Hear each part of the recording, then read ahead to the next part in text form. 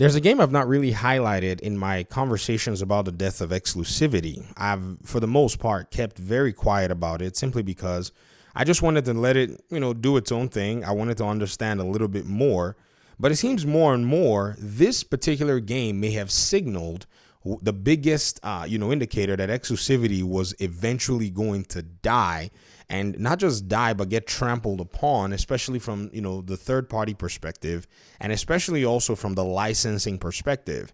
We can even take a contrast real quick and look at, say, even a game like Indiana Jones, which is a licensed game that, was going to be exclusive at some point, but the way licensing works, things are very interesting. Now, let's go ahead and look at it from both sides, because the Indiana Jones scenario and the MLB The Show scenario, they're actually very different. But at the end of the day, both of them want to achieve the same thing. Now, Indiana Jones, we know, is a Disney license, and at any rate, if you're going to make a game underneath those licenses, you're going to be paying money out of your neck. Literally, if you look at, say, even the Spider-Man, 2 game, that game costs PlayStation over $300 million to develop.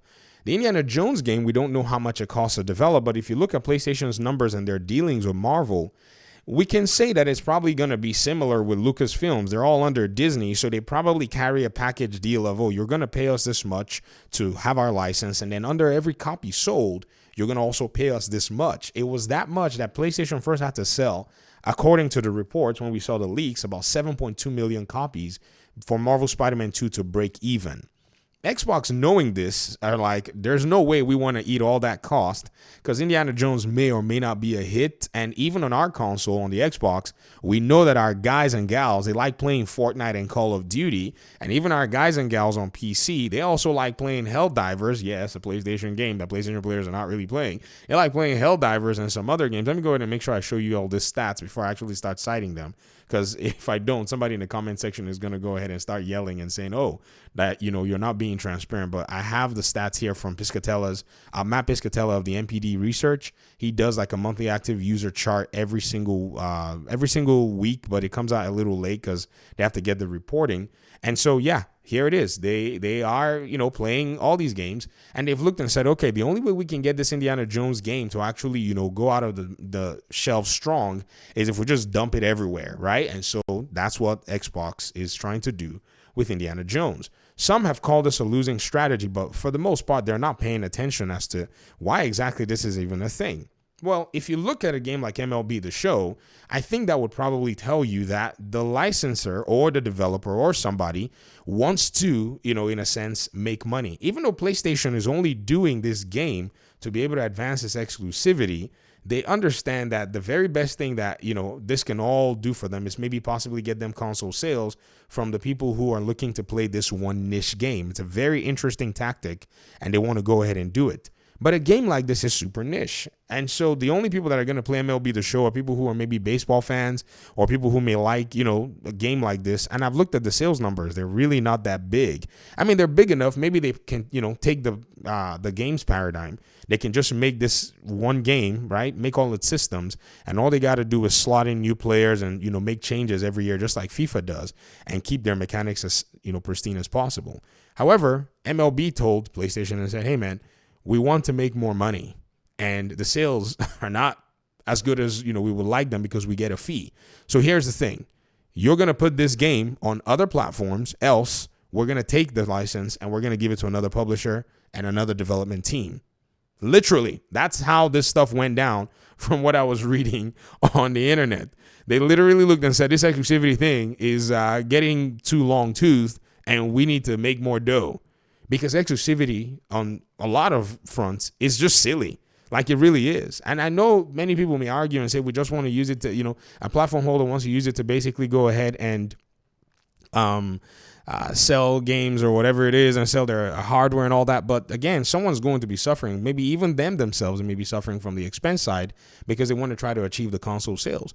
But this also indicates that PlayStation's business strategy is relegated to the console. They are stuck and locked into the console more than anything else, which is a strong approach for their console brand.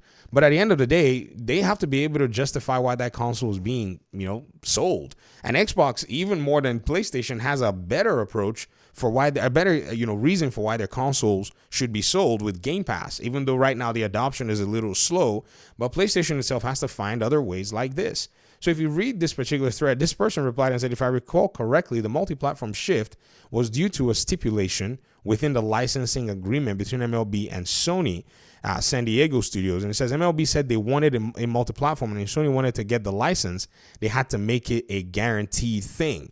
They did not want to play around with Sony. They wanted the game multi-platform.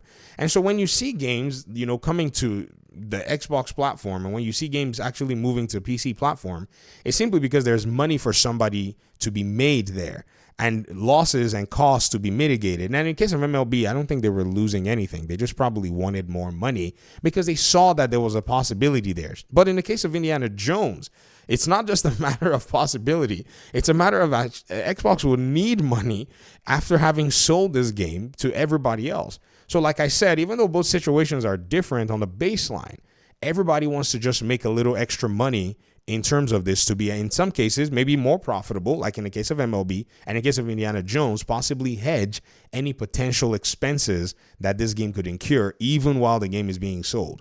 Let's just say Indiana Jones is in the same place and it needs 7.2 million, users, or 7.2 million in sales for the game to break even. Let's just do it that way. Let's just say it's similar to Spider-Man in that situation, even though, it's not, but we're just giving a hypothetical.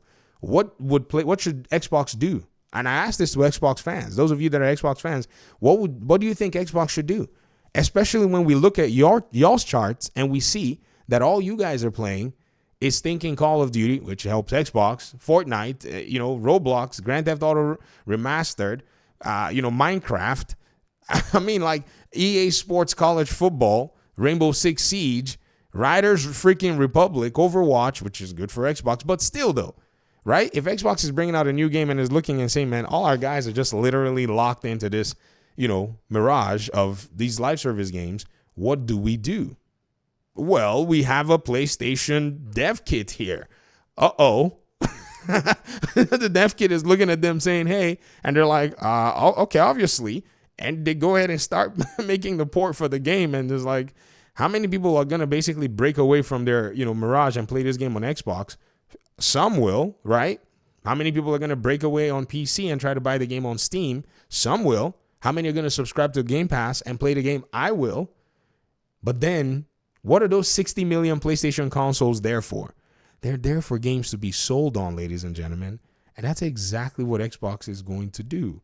They're going to sell their games there because they want the money. That's pretty much the only idea. And so some people are saying, well, they need to use to strengthen their hardware. My dude, you cannot keep strengthening some hardware and be eating losses. PlayStation is eventually going to implode from that. They just lost Concord at the tune of multiple hundreds of $1 million.